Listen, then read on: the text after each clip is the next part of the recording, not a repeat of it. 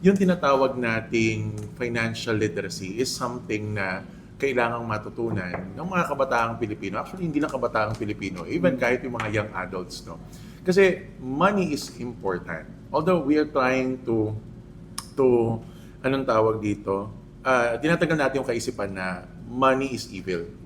But money is not really evil. But the love of money is the root of all evil.